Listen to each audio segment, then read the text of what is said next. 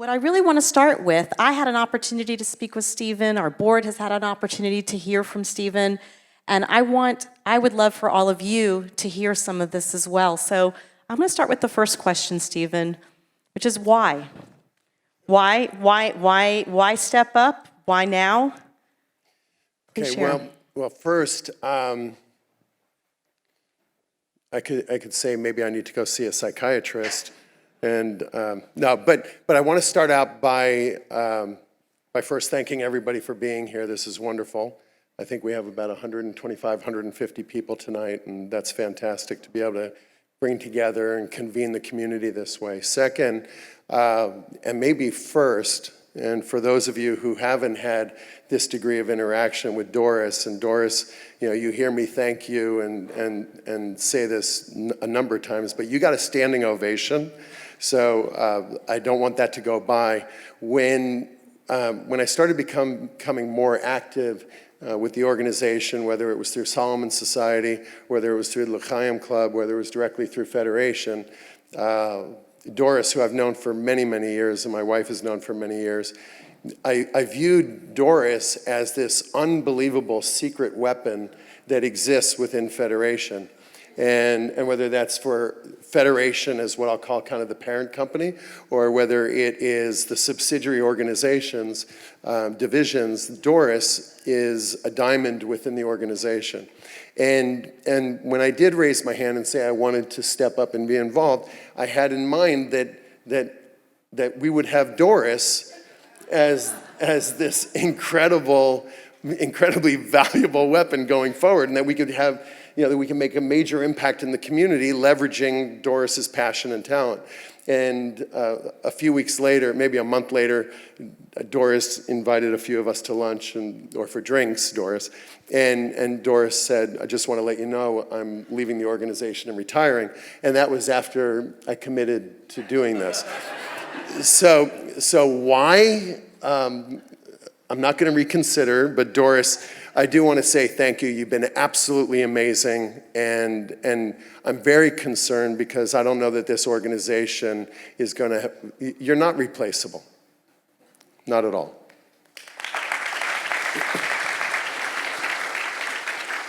So to the question of why, when I think about impactful Jewish events in my life, Jewish moments in my life, I think of the Jewish Federation in New York City. I'm from New York and lived in New York most of my adult life. Now that I'm 57, I'm having trouble figuring out when most transitions to I've lived in California longer. But I was exposed to the Wall Street division of the Jewish Federation, which was absolutely incredible. Just that division alone was significant in terms of passionate people committed to Jewish community, to giving back to Jewish community. And I was overwhelmed by how large that group was in New York. Second, most impactful, and these are all out of order, and these were just random thoughts, was 9/11. Right, so I worked on the 104th floor of Two World Trade for many, many years, and I lost 66 friends on 9/11, many of whom were Jewish. And I think that's something that doesn't get often said. We talk about the thousands of people who were lost that day, but many of them were actually Jewish. And when you think about the loss in the World Trade Center, a huge percentage of those people were Jewish. They were dear friends of mine, mentors of mine, people who had a huge impact on my young life. And we all know as we get older, it becomes harder to make friends. And I do not have the number of friends that I had when I lived in New York. Next would be my marriage to Madeline. And for those of you who know who Madeline is, Madeline Gordon, formerly Madeline Blinder, has always been very active in the Jewish community. And for those of you who don't know, she was the first woman to graduate from the Hebrew Academy in Westminster. And I thank her for a lot of the Jewish feeling that I have and my commitment to community. So when Madeline asked me also, why are you doing this?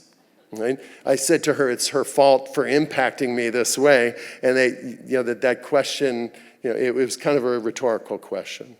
Then the birth of both Madison and Sophia, and going through the JCC upbringing and Tarbut V'Torah, and then their bat mitzvahs, and this community, the impact that it had on my daughters, and their involvement in Maccabi and Maccabiah, and traveling to Israel and traveling all around the country with Jewish kids. And the friendships that they've made through that have lasted and endured. Now they're 23 and 27, and they still have those friendships. That was very meaningful to me. Then the building of the JCC. Ralph, you're here somewhere? Ralph Stern? All right, so Ralph, Ralph, I've always viewed as a tremendous example for this community. And I remember walking up to you, Ralph, and this was because the example that you set in this community and how impactful and how passionately you believed in this community. And everywhere I went, you were there. And all sorts of events and causes, you were passionately committed to stepping up and being involved. I remember walking up to you, and you probably recall this evening, the building of the JCC was just an idea, a dream, a vision. And it took people deciding that it mattered, that it needed to exist, that this community needed this campus, that it needed this JCC for the Jews in the community, all ages. And I remember walking up to you that evening. You didn't have to solicit me. I came to you and said, I'll commit X amount to building the JCC. And that was, that was a very meaningful moment for me. And I remember looking back at Madeline.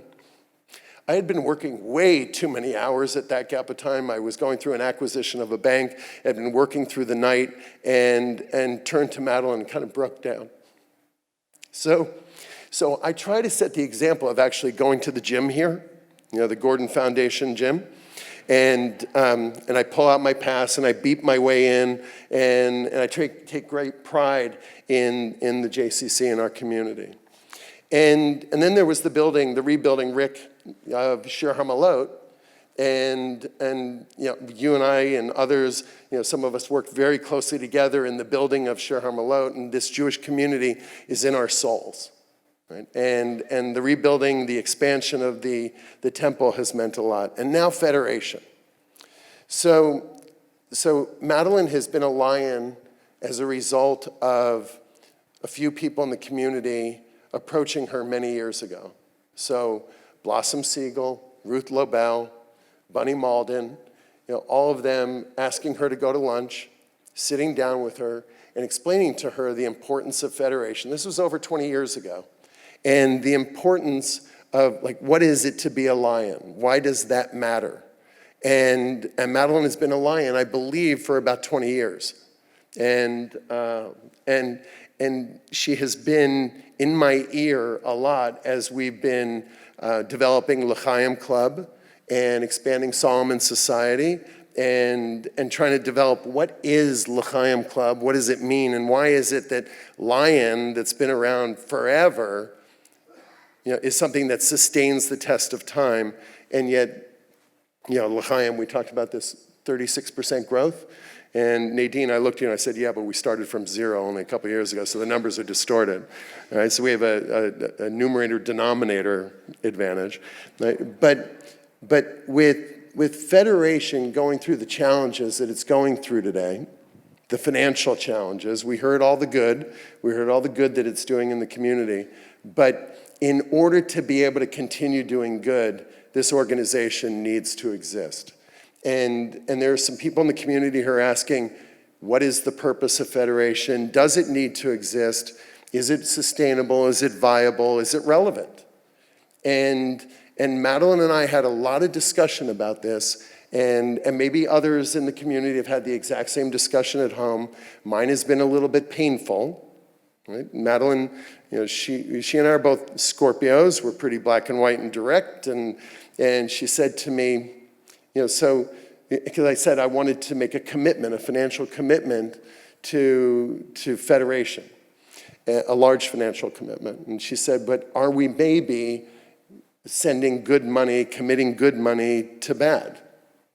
And I said to her, it might be, I'm not sure. I want to figure it out. I want to find out. I'm committed to finding out.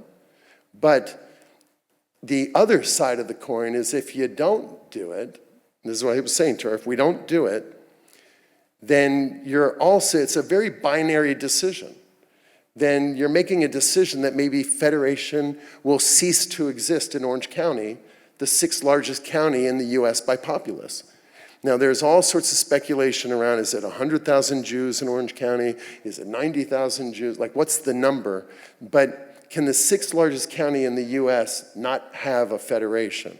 And I don't believe that that decision should be no. I strongly believe that federation must exist in this county. Now, is it as powerful as it could be?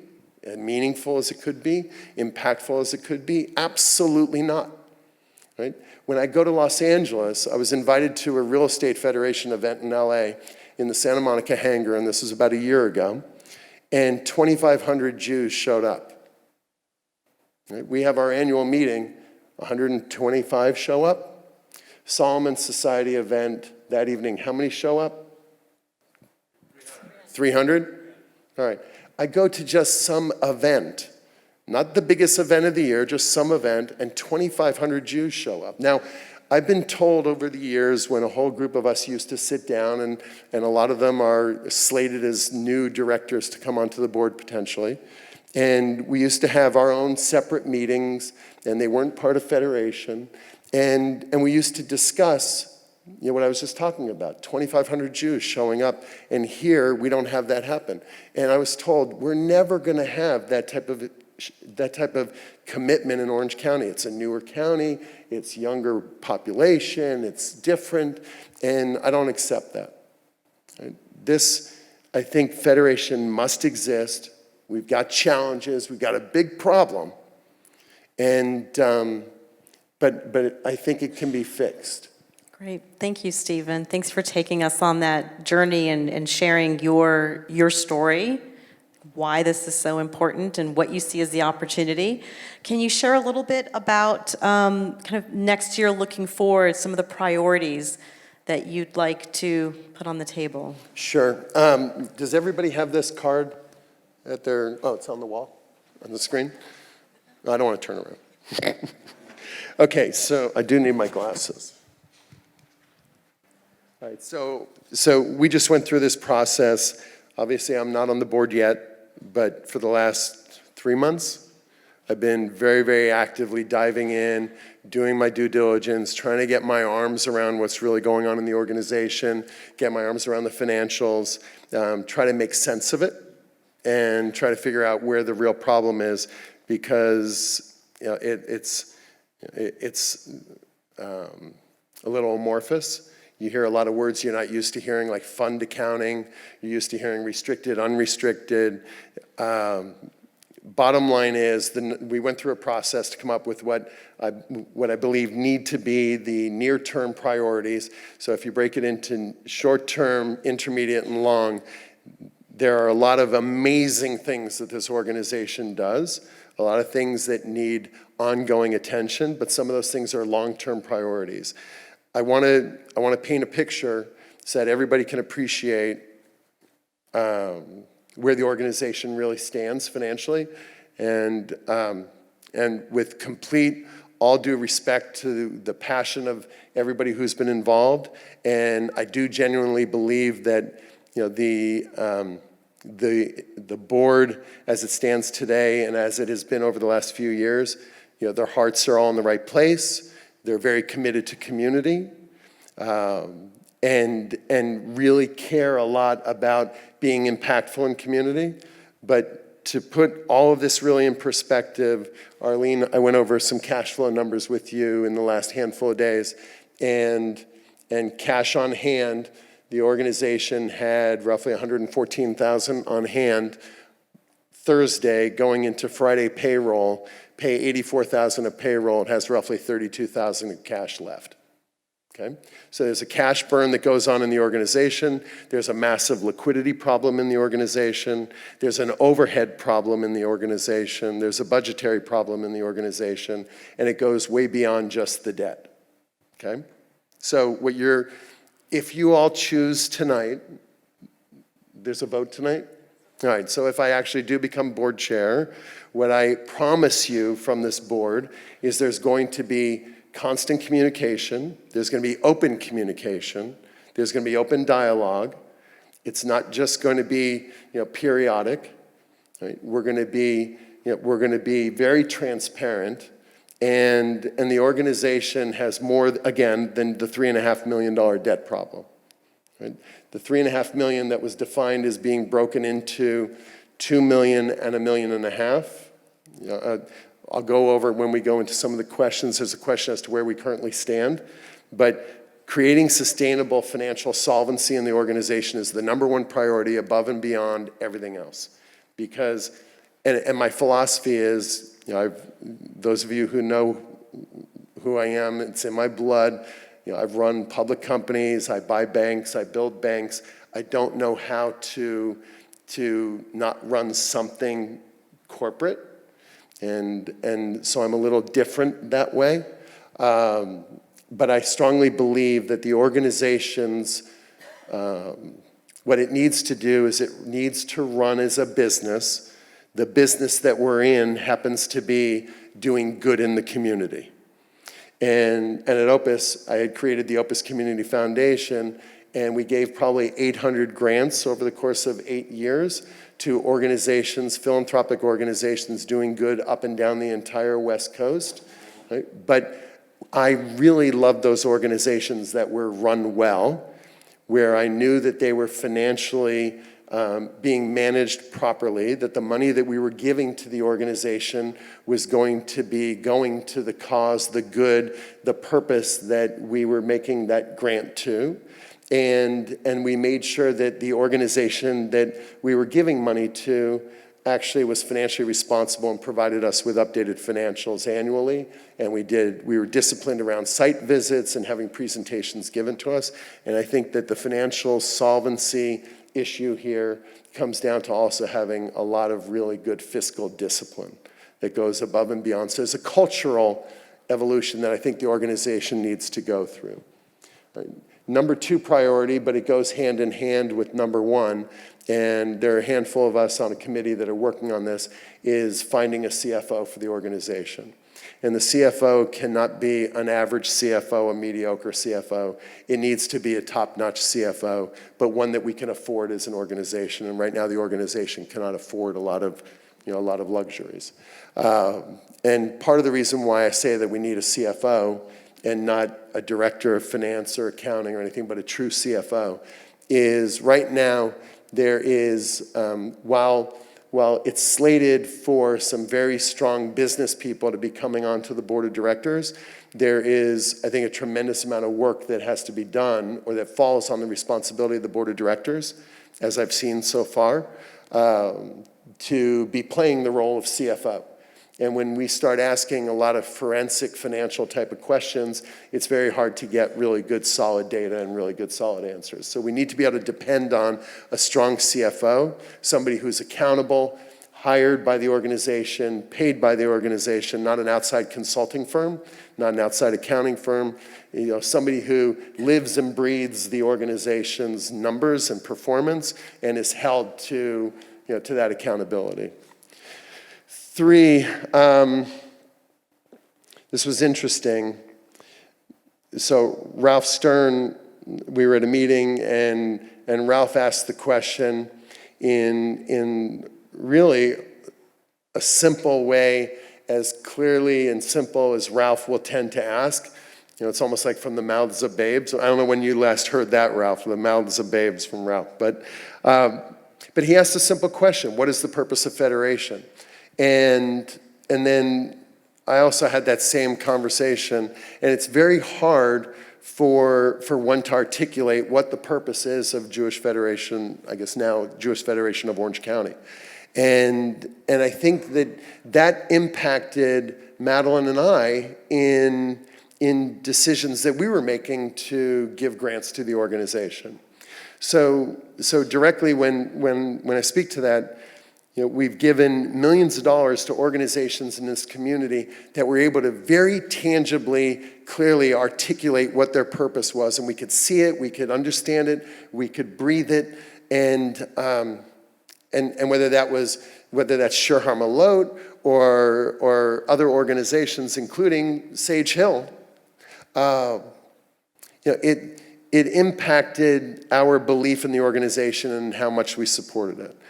Federation has always been this kind of amorphous, vague thing that it's hard for us to understand what it does, what its purpose is. So we think very strongly we need to define and articulate exactly what the purpose of Federation is, who we are, what we do, what our vision is, what our mission is, and not have it be, this we're there to support everybody and the country and Israel. I mean, it's when I listen to what the mission is, it isn't really where we need to be in terms of, I think, articulating clearly a consensus that's representative of the impact that we want to be able to have.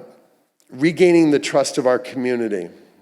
I think there are a number of things that we must do, but trust is broken down, and the trust needs to be rebuilt. And there are some who are supportive of the organization because they always have been, and they're amazing people, and they just believe in no matter what supporting the organization. There are those who are angry. There are those who feel betrayed. There are those who feel mixed. And it's actually caused infighting within families and disagreement inside of families. Madeline and I had our disagreements over it.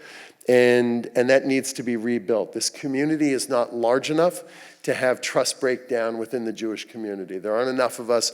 I'd like to find ways to galvanize the community and bring this together and create greater strength and leverage, as opposed to right now it's in transition.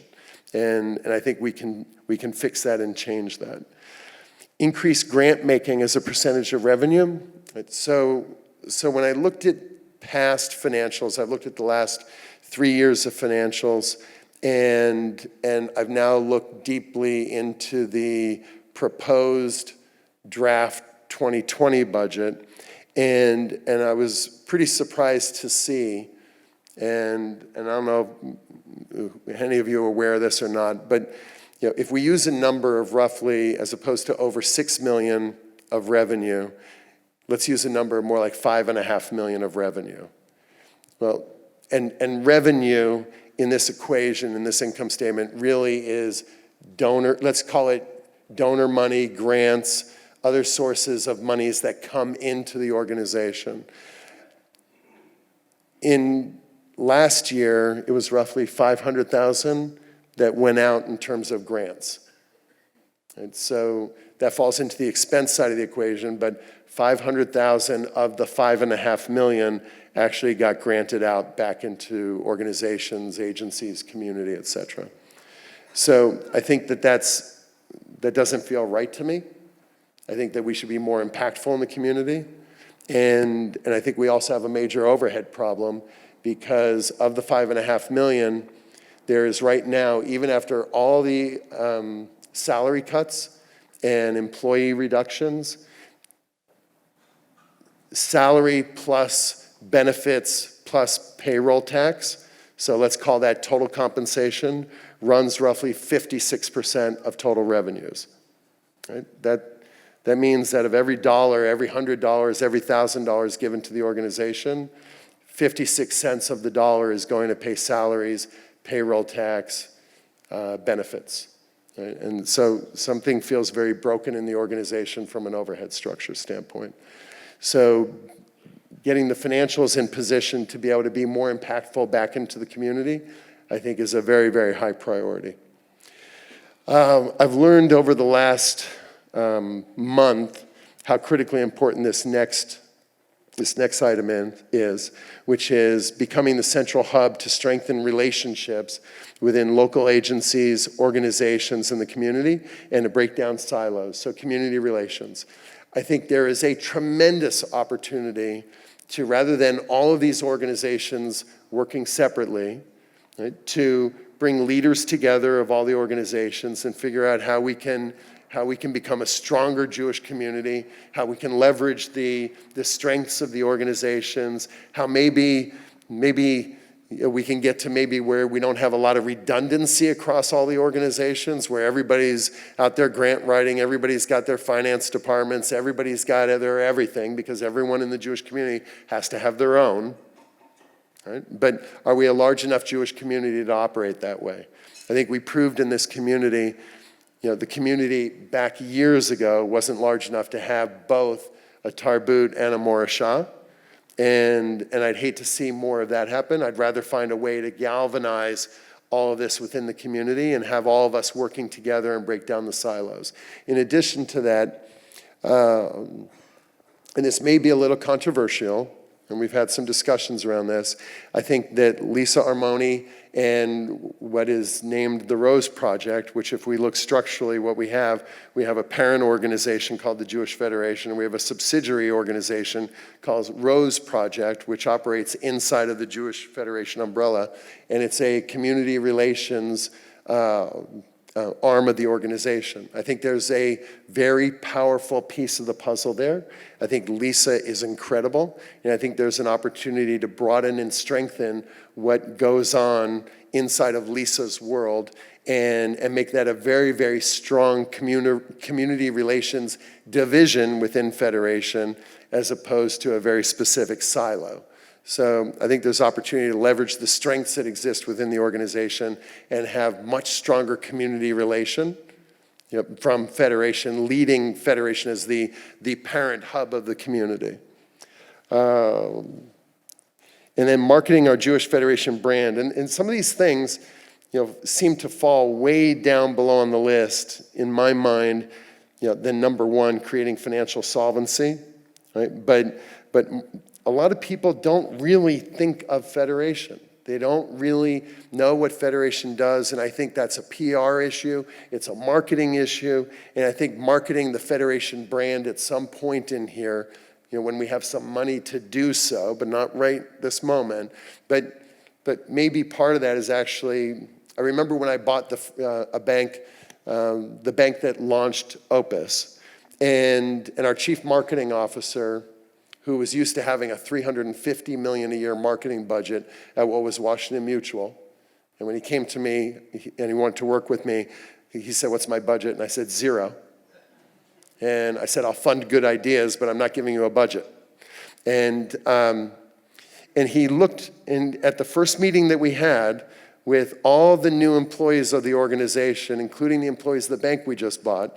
He had everybody stand up and introduce themselves to one another. Rick, a lot like what you do at Shir Hamalot. And everybody turned around and introduced themselves to one another and shook hands. And then they looked back to the stage, and the chief marketing officer said, "You've now met the marketing department." Right?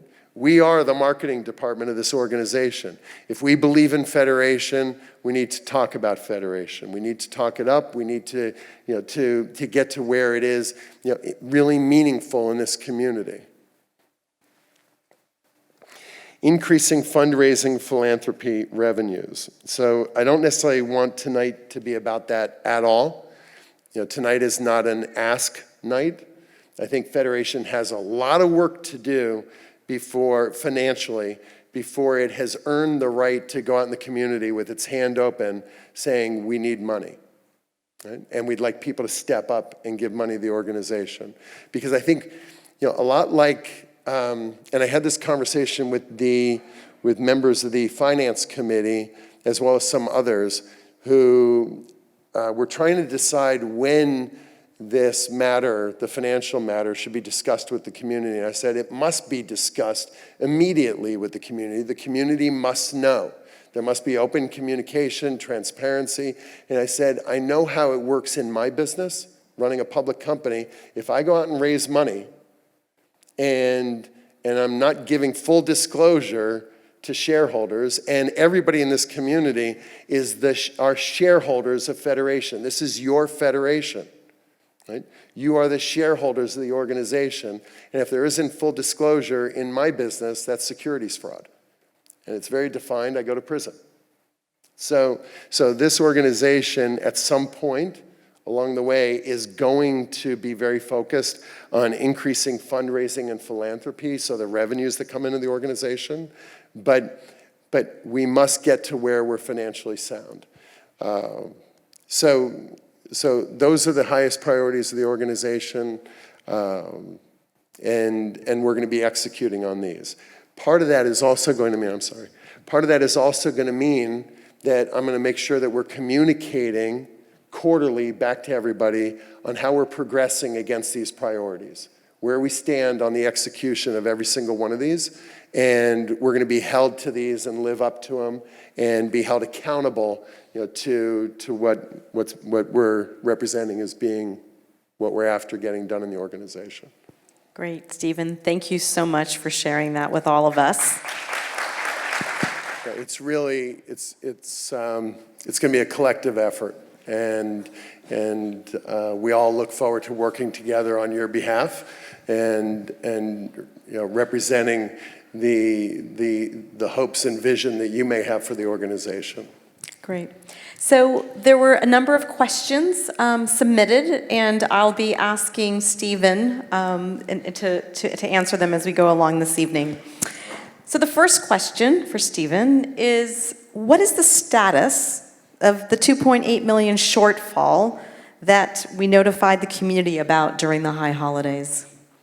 Okay, so there are a few different numbers. There's what was 3.5 million, and that's broken down as 1.5 million of near term that absolutely must be addressed, and then there's an additional 2 million of debt that we're looking at addressing potentially in a different way.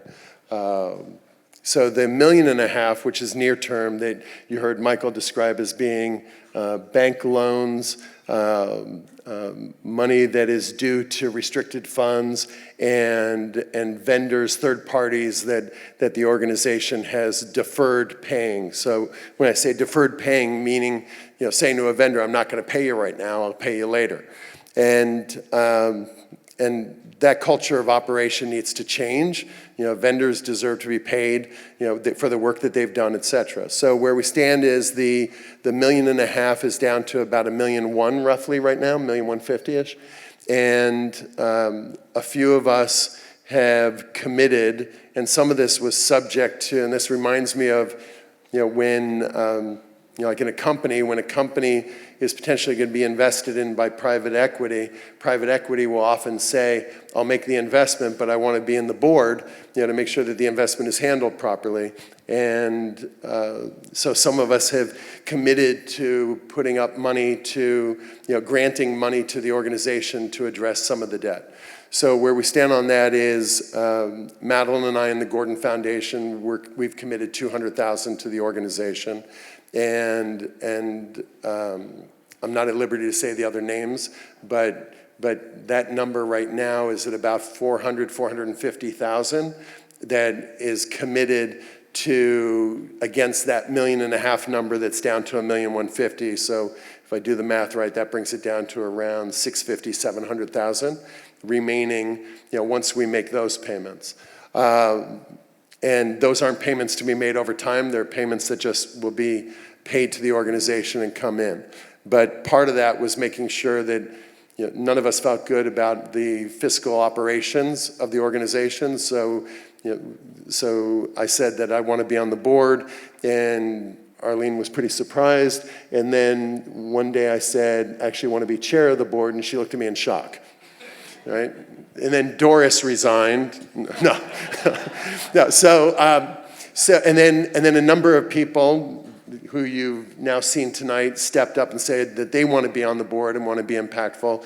So where it stands tonight is that also, so that there's belief that we're going to be able to turn this organization around and commitment. There's also 100% commitment from every member of the board of directors that they are going to also put money toward paying down that debt. So I think that's very important. right? And I think you should expect nothing less. How can we have you all believe in the organization and the viability, the financial viability of the organization, if the board itself did not believe by putting its money where its mouth is? So there's 100% commitment from the board. There's further conversations going on with people in the community to also hopefully have them make a commitment. But my promise to them is that we will also get this place running fiscally properly, because believe me on this when I explain this, that when I say if we pay down all the $1.5 million and pay off the $2 million, that does not solve the problem, right? The place is still burning cash. The overhead is too high. And what I said was a little while ago that right now in the new proposed budget, that salaries, benefits, payroll is 56% of revenues.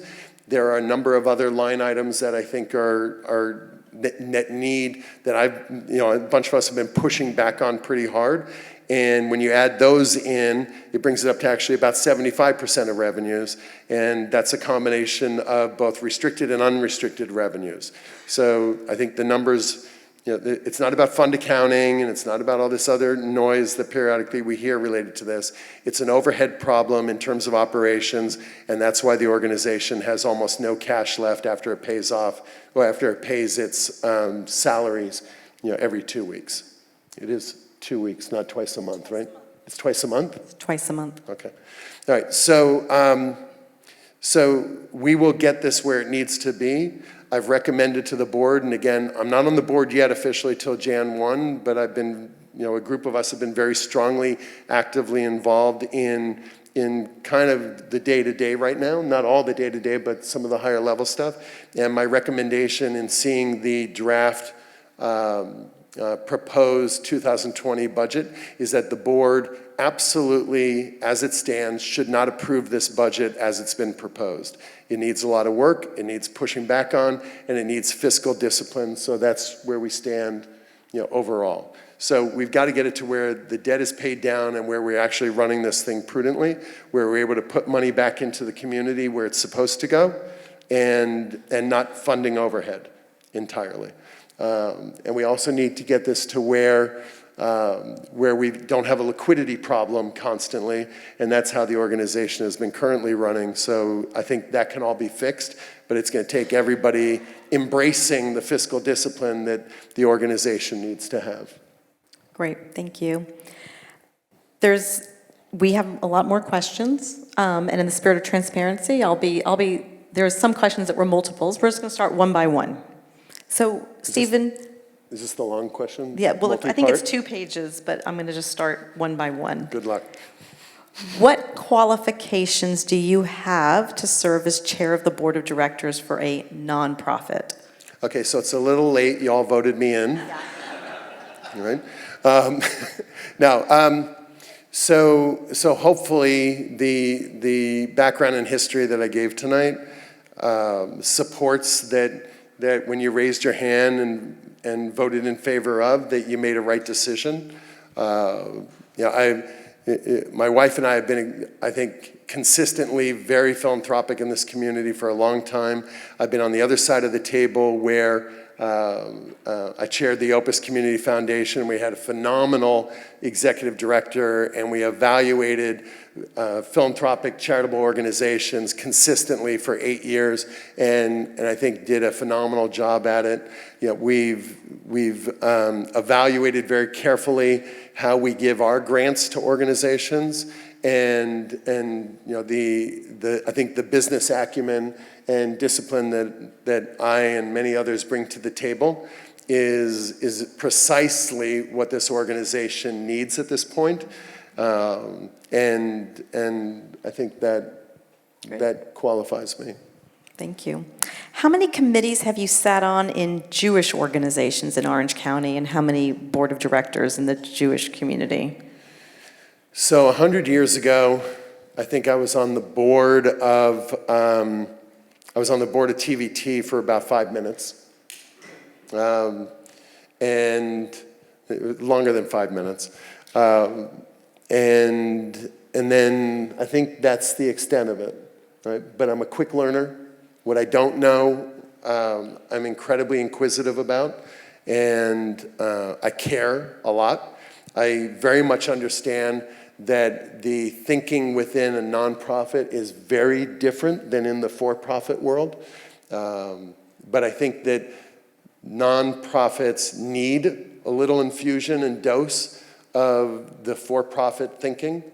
I think that the best organizations that we supported over the years, whether it was through the Gordon Foundation, whether it was directly personally, or whether it was through other foundations like the Opus Community Foundation, I think the best organizations that we supported were those that not only did good, but were actually run extremely well. And, and hopefully I can bring, and the team, those joining, can bring that to the table. For the next question, how many members of the board of directors did you know prior to June 2019, and have you attended any Solomon Society events or Next Gen or Network or other programs of the Jewish Federation? Mind you, these questions, and I think there are many more, are all coming from one person, right? So I think that's fantastic that that somebody was getting this forensic. I knew some of the members of the board. I knew some of them. Lori, we haven't really known each other, but we've sat 2 rows apart and your husband for years at Shur Hamalot, and we've always said hello. Well, now we're getting to know each other. There are a number of people who are coming on the board who I've known for many, many years. I can tell you that I have now met with probably every member of the board. And I don't have an office these days, and I stopped drinking coffee a long time ago, but all of a sudden I'm meeting everyone for coffee. And my day has gone from being where my calendar is under my control to now it's under the control of Federation and everybody on the board and everybody on committees. And I mean, it's unbelievable. So I want to set up Federation Day. That's one of my missions where, a day a week is hardcore meetings and then they sprinkle everywhere else. And Lori, you were just saying, fewer meetings. I look forward to that at some point, and I'm not even on the board yet. So I'm getting to know everybody on the board. Everybody's uniquely different. Everybody has a different background. Everybody has a different set of experiences and strengths and weaknesses, and I'm trying to figure out where all those strengths and weaknesses leverage off of one another, and who's going to be very passionately, strongly committed time and effort to getting this turned around, and who is on the board who might be less so. So there's a lot of figuring out and a lot of absorbing, but I can tell that everybody's heart is in the right place, and everybody cares a lot about their Judaism, the Judaism in the community, and the need for the organization to exist. I think there are things that we disagree about so far in a pretty healthy way. Believe me when I say that right now in the boardroom there's some tension. And that hopefully we get through the addressing the financial, transitional, and cultural evolution that needs to go on, and then maybe the tension will subside a little bit. But we've got, I think, some healthy tension in the room and debate, and I think that's good. Yeah, absolutely. I'm going to combine the next 2 questions. How much money did you give to the Jewish Federation in 2019, and how much do you intend to pledge in 2020? So this is like buying a co-op in New York where you give the full financial disclosure on everything. All right, so Madeline has consistently been a Lion, as I said, for I think 20 years. And then I, in the last handful of years, have been a member of Solomon Society. And then with Kenny, where are you, Kenny? With Kenny Beard leading the way, and where's Sam Wyman? Right? We co-chair. I think, Kenny, you might be the chair and we're co-chairs. Is it something like that? We're vice chairs, something like that? All right. So that's the new L'Chaim Club. And so we're all at the L'Chaim level, which is comparable to Lions. And then on top of that, we've now committed $200,000 to the organization. You get pretty naked when you have these conversations. What? Thank you. Oh.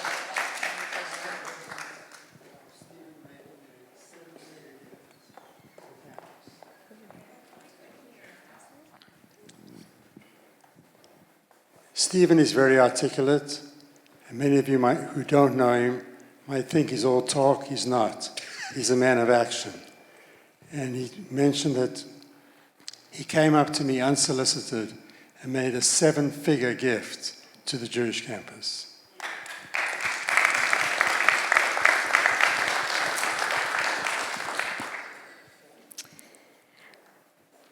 I think we owe a lot of thanks to Ralph. Right?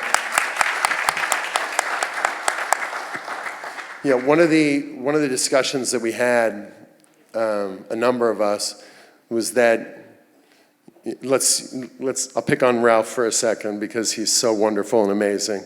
Is Sue here also? Hey, Sue. Yeah, both of them. But I remember, as I said before, everywhere you went in the Jewish community, you'd see Ralph and Sue.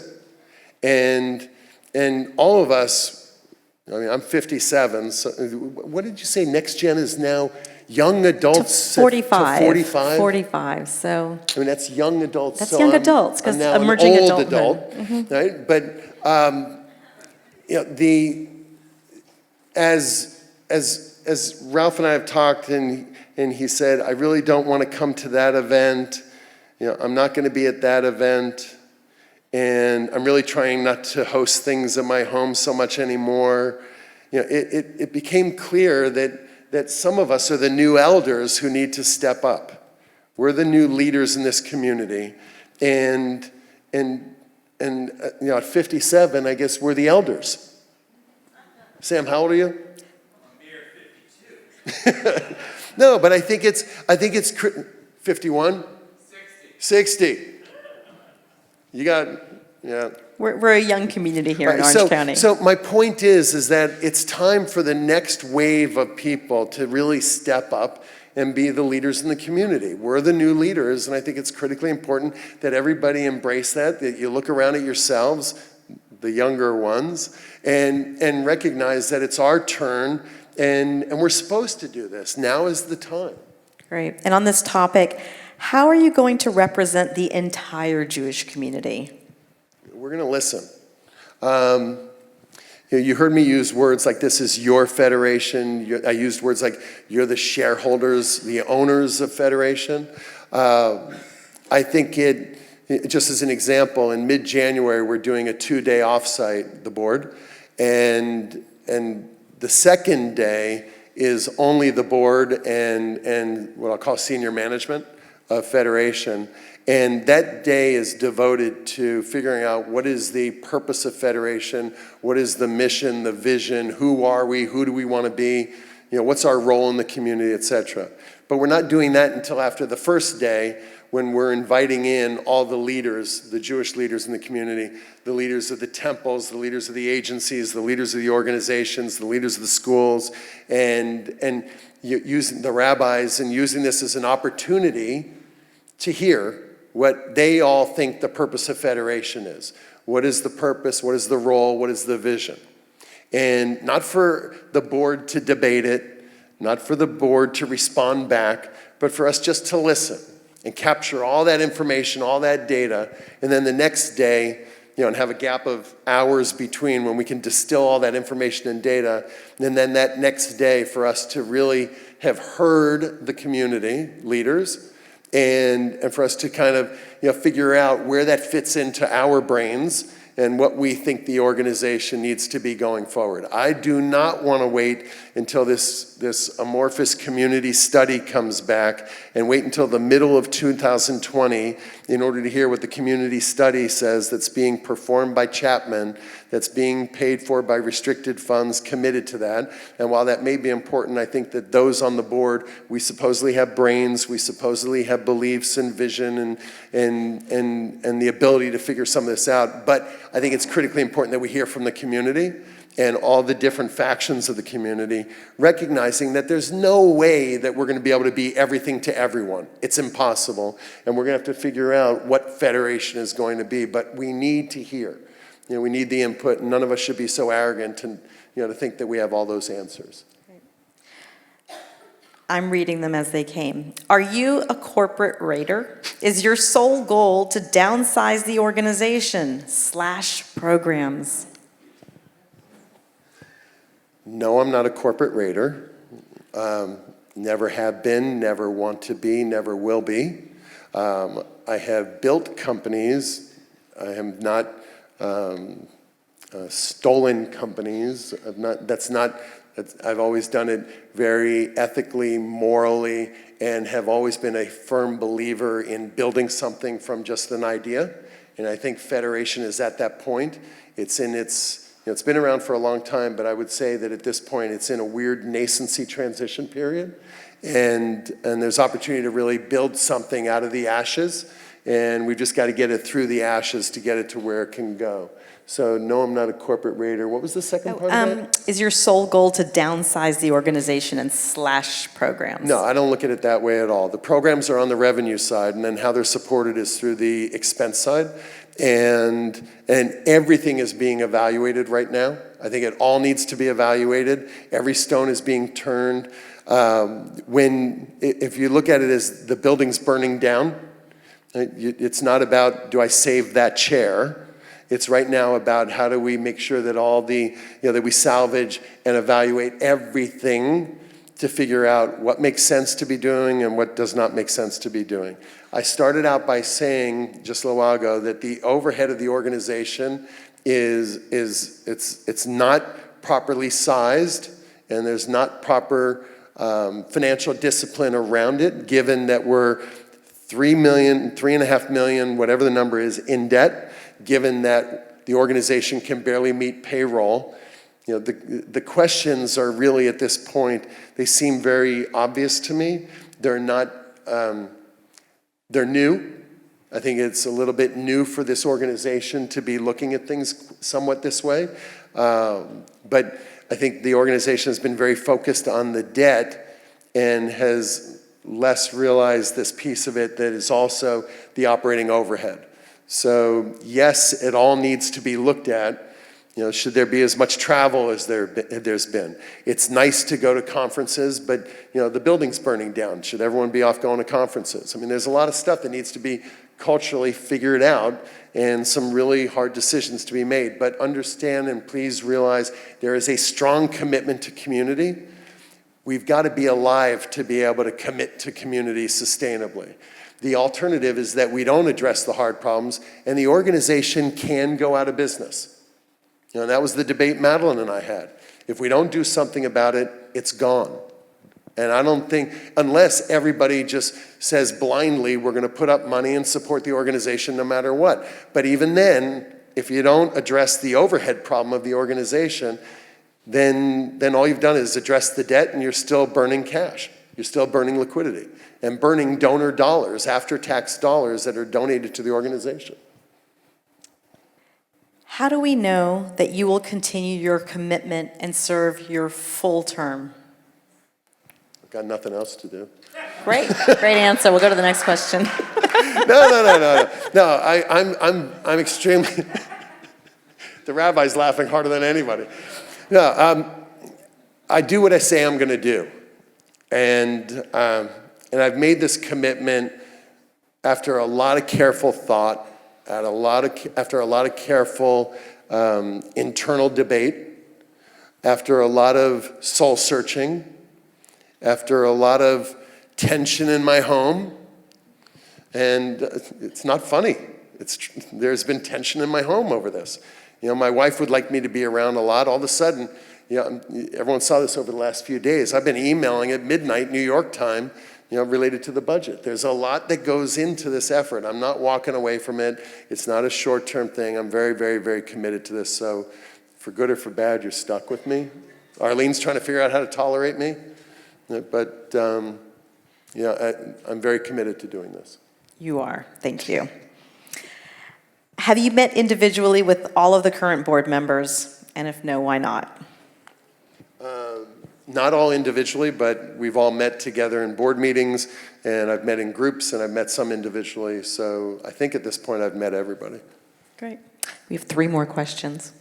How do we do good in the community while also recovering financially? Well, I think it goes the other way around. We need to run really well. We need to be financially sound. and run as a very fine-tuned business, the business of doing good in the community. Does that make sense when I say it that way? It's not the other way around where we're here to do good in the community and the rest of the financial stuff. It doesn't take care of itself.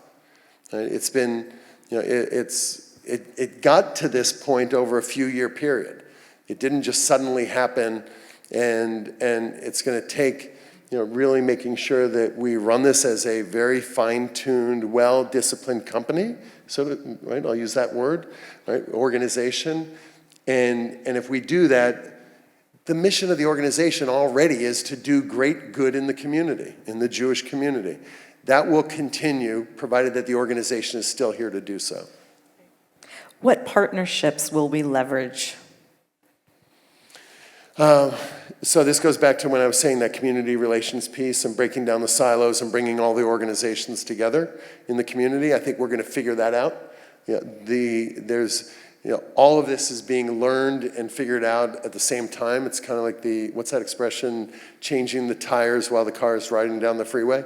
And there's, I think there's great opportunity. There are a lot of organizations that are, very strong and well-run that are doing great good in the community, and we should invite them all in and figure out what we can be doing together. I think, is Steve Kaufman still here? Steve is chair of the board of TVT. He and I have already sat down and we've tried to start brainstorming and dreaming up things that Federation can do that would be beneficial to the kids at Tarbut. And one of the things I threw at him, well, two of the things I threw at him, and these things, it's amazing, they cost nothing, but the impact they can have are pretty profound, which is, the start of my career was as a result of internships that I had and doors that were open for me. And then I had to, once I got in the door, I had to hang on my own. And in both at Commercial Capital Bank and at Opus, I always gave back through having internship programs. And some of those kids were high school kids. A lot of them were college kids from throughout the country, but some of them were high school kids. So there are a number of us on the board who are very tied into the community, very tied into the business community. Why shouldn't we have a partnership with TVT where we're able to help these kids who are interested, who are in high school, who are in their junior, senior year of high school? Why shouldn't we help them open up a door to have an internship during their summer or even during the school year if they're interested? And when Steve and I discussed that, he got all excited.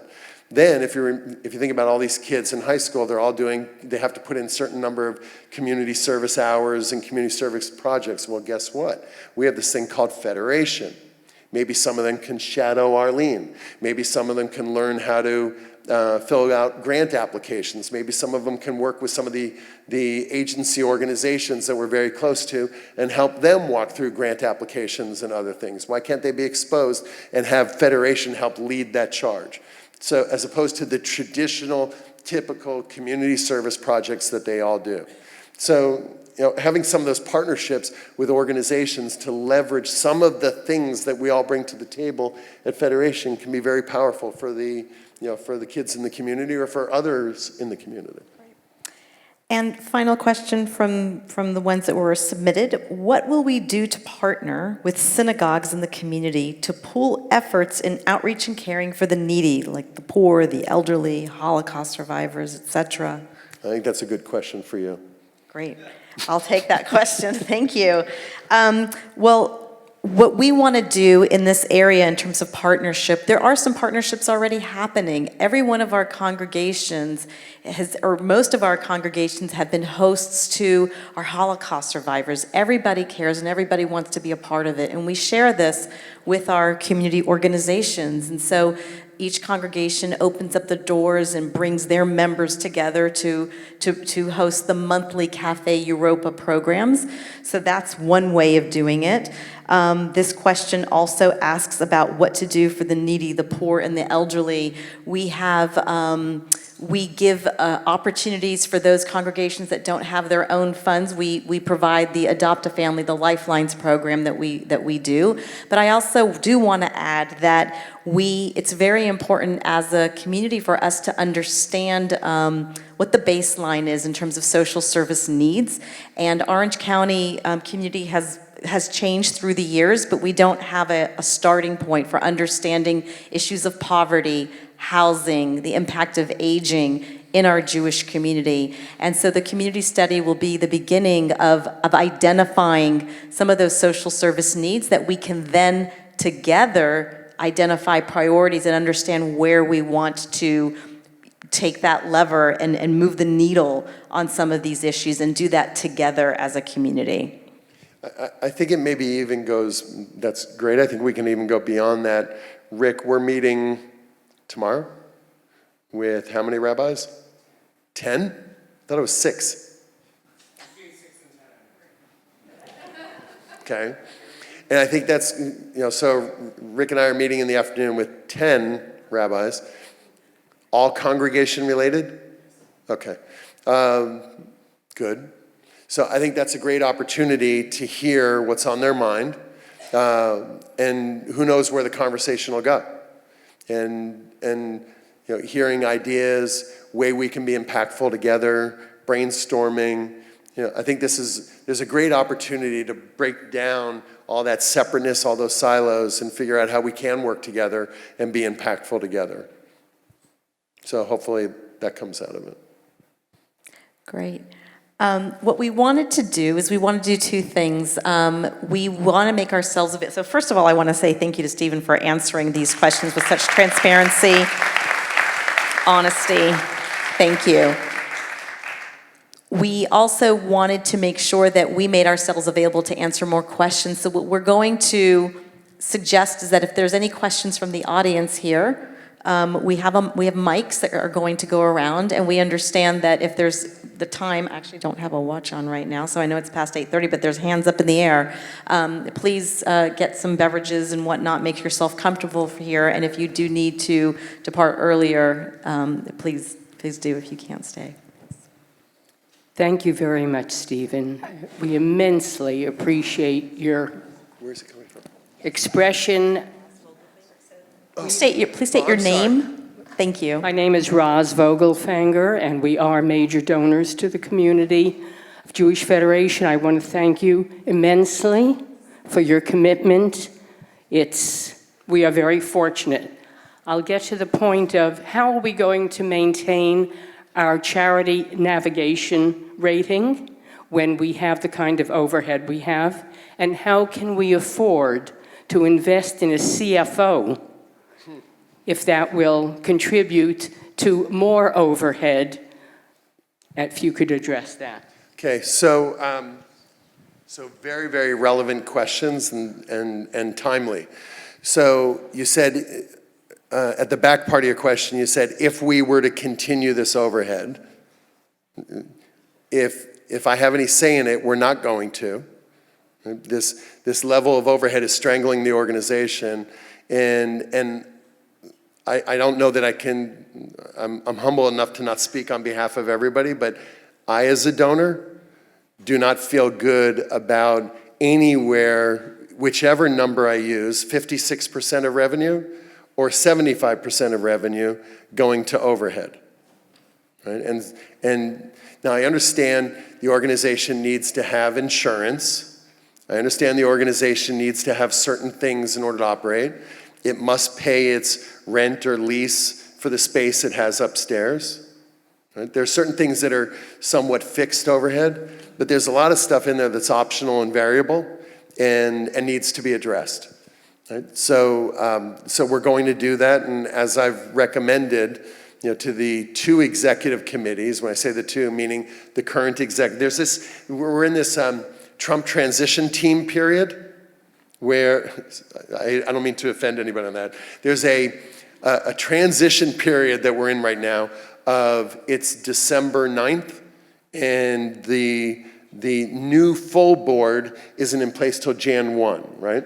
Right? And the existing board is still in place till Jan 1, or December 3rd, right? Mm-hmm. Okay, and that applies to the existing executive committee and then the new slated executive committee. I've recommended to both that we not approve this budget until the budget is at a level that is prudent. Right? So we're going to get that under control. Right? The second part of the question about the CFO, just to really drive home the point about this liquidity thing. So we have a search that we're trying to get underway, as well as a search that has been underway. The one we're trying to get underway is to step up the quality of the search that's going on, and that requires engaging a particular search firm that's made up of former Korn Ferry people that focus specifically on senior executives for nonprofit organizations. All right, that sounds good. And we negotiated down pretty hard the retainer that they get paid. It required a third payment, $7,500 for the initial payment. And I looked to Arlene and she said, how are we going to pay for that? I mean, that was a pretty divine moment. We need to get a CFO. We need to search for a CFO. We don't have the money to go get the CFO. So we need to get the overhead under control. We need to get the liquidity under control. And we need to be able to, at the same time, get the executive in place that we need to get in place, because I'd hate to not be able to get financial answers. I'm not used to that. And right now, the near-term issues that are burning are financial-related issues. So we're going to get that figured out and address it. But reducing overhead, and then we do need a CFO. For better or for worse, it's an expense that's actually an important investment to make in the organization, recognizing that part of the savings will be the organization is paying what looks like $400,000, but is more like closer to $600,000 of expense for third-party accounting. Currently. And so we would have a cost savings and expense savings by actually hiring a CFO for somewhere around $175,000 instead of paying $600,000 for an outside firm to be helping us with the accounting issues. So to also answer Roz's point about Charity Navigator, so we continued our 4-star rating for the past 13 years, including up to and including our 2017 990s. So part of what we're doing in terms of bringing the best of the business view of what we do versus the nonprofit view, with Charities Navigator, our fundraising and management expenses, the way that they're defined, are at 25%, with our programming at 75%. And part of what Stephen is bringing to the table with his leadership is really helping us understand just defining overhead and defining prudence in controlling these numbers. So I just want to confirm with everybody that the audited, with the new audit firm, the re-audited 16 and the 17 financials and now have already been approved by Charity Star, and they've awarded us with 4 stars for transparency and clarity of those numbers. So that's interesting. All right, so the organization financially is a mess, and we got a 4-star rating. Right? That reminds me of a bank that I cleaned up, Fremont, that was almost out of business, yet the regulators gave it a 1 rating, which is the best you can get, and they were almost seized. So we've got to, while that may look interesting from the outside, I think we just got to run it really, really well and be impactful in the community at the same time. Yeah, thank you. Do we have one more question here? Yes. Good evening. Thank you for your candid answers. I have a 2-part question. My name is Mike Gelman. The first part is, how would you describe the feeling among the employees that remain right now at the Federation? And the second part is, what have you learned in this past year through all the challenges?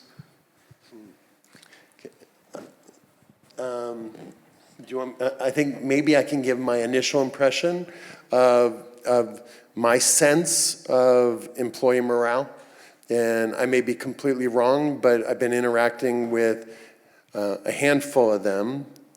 And then maybe you can give a reality check on where that is. I think that anytime you have a troubled organization and everybody is aware of it, that has an impact on morale.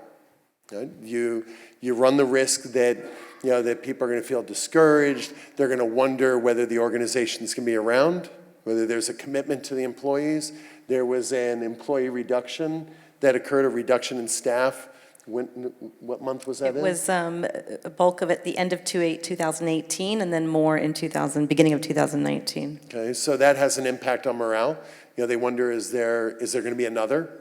Right? That sometimes impacts, somebody deciding they're going to update their resume and get the resume out, and then all of a sudden you start spiraling because now you lose somebody that was critical to the organization and that you needed.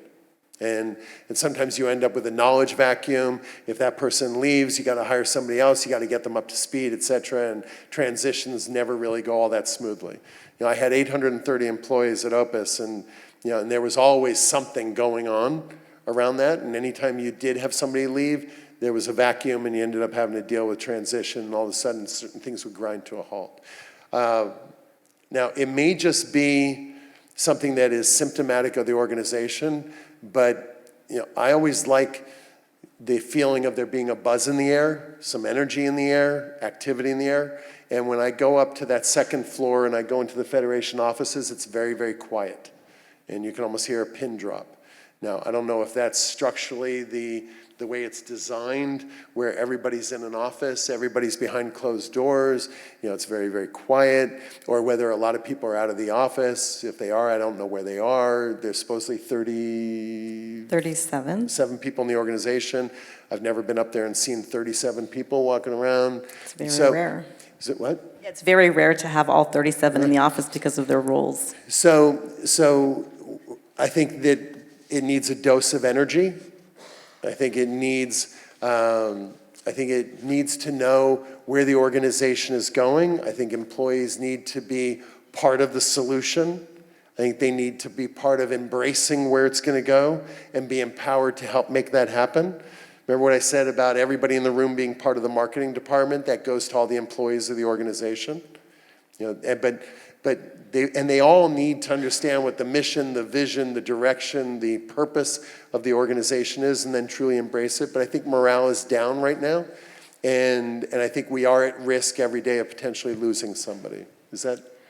So I'll add to that. So I think some of your observations, given that you've experienced, even with larger groups, what happens when there's cuts and reductions and the natural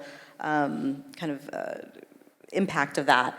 So we have a lot of our staff here tonight. I can't say enough how incredible they are. Their dedication is beyond belief. The work that they do is because they are excellent at what they do and because they care about Jewish community, and they all want to strive for excellence. And I think that some of the clarity that with your leadership we're going to bring is going to help them do better.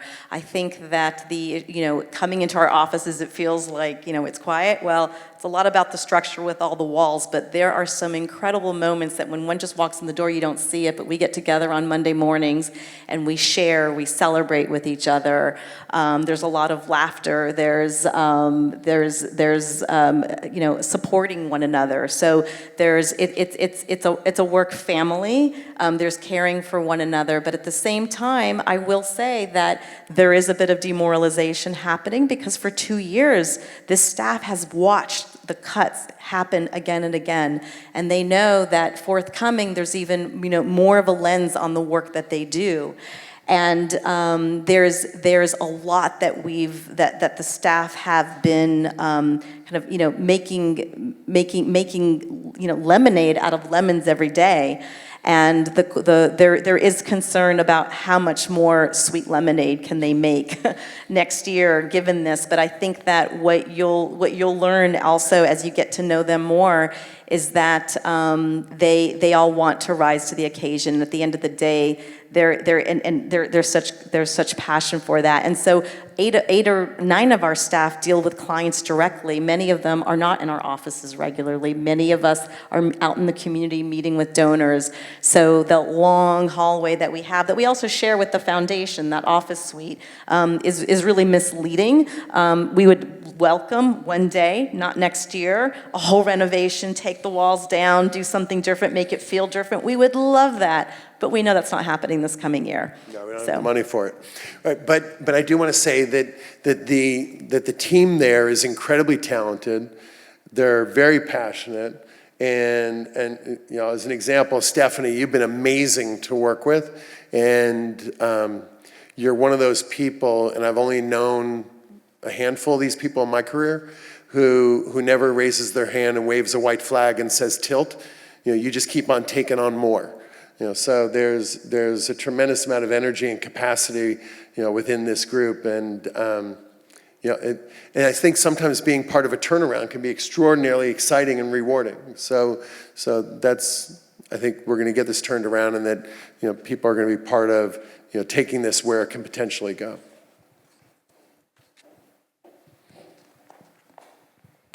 Do I need to stand? Hi, everyone. Heather Klein. Stephen, I just want to congratulate you on your installation, and welcome. And you too. Welcome to the team of leaders that have been working and committed to everything we've been talking about tonight. We have an incredible group of lay leaders, and I think that there's just the best is yet to come. And I want to, you did touch on it a little bit, but in terms of the staff and what we have here in our community, it takes a certain kind of special soul to dedicate your life to Jewish communal work. It is incredibly exhausting, and it's done with very little to work with. And the staff that I have worked with over the years of my involvement with Federation over the years, as is evidenced by the standing ovation for Doris, is one of the most exceptional group of people, both in talent and dedication and passion and partnership. And it's very unusual, I think everybody knows, to be in a nonprofit that's driven by staff and partnership with lay leadership. There are not a lot of organizations that are so lay driven. So the unique relationship between the staff and the people who, by the way, we're turning over all the time, is really a testament to their capabilities, their intelligence, their resilience, their ability to pivot.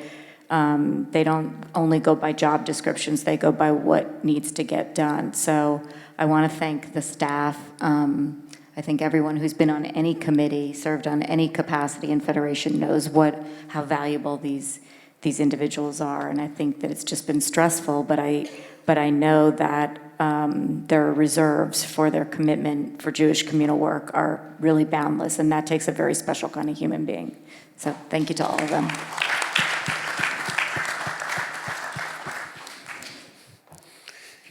Heather's really, really bright, and I was scared she was going to hit me with a question there. So what I'd like to do at this point, I'd like to thank everyone. I'd like to thank Stephen. I'd like to thank all of you that are here. And I also want to invite everyone for some more coffee and desserts and treats. And Stephen's going to be here. Our board members are here. I'm here. If you have any additional questions, please do follow up with us. And whether or not tonight, at another time, we're here to meet with you, to answer questions, and to have you be part of the future that is surely a bright beacon of light for all of us. Thank you so much. Thank you, everybody.